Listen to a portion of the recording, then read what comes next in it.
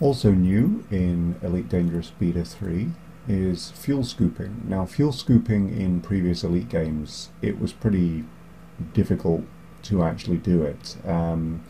In Elite Dangerous, it's a little bit easier. You just need to buy a fuel scoop, and you can see there I've just bought one for this standard Sidewinder. And then the next thing you need to do is go to a star, and here I'm just jumping into a system, and I know that it'll put me right next to the star for this system. And while I remain in Super Cruise, I'm just going to fly into what I guess you would call the upper atmosphere of this star. And as I fly through that, you see I increase the heat level within my ship, but I also collect fuel.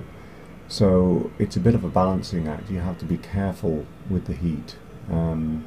And if you get too close to the star as well, you can obviously drop out of Super Cruise, and then you're kind of stuck right next to the star with high heat levels.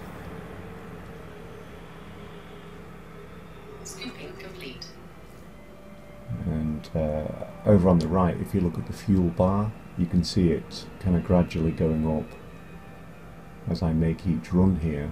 And unfortunately, I went a little bit too close there, and I dropped out of Super Cruise with my heat already up to 150%, and that did actually damage my hull quite a bit.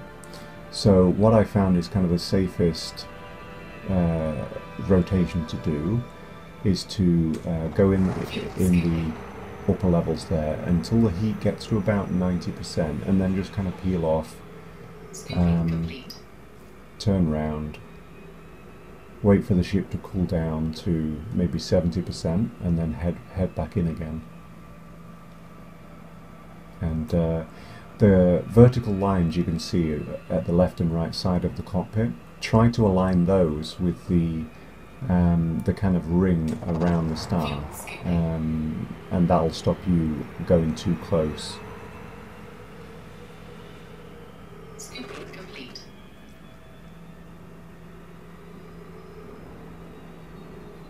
And maybe one more pass here, and that'll be my tank full of fuel again. Unfortunately, I have a little bit of damage from when I got too hot earlier. But really, it's as simple as that. There's nothing to deploy. You just have to have the fuel scoop fitted and fly near the star. Simple as that.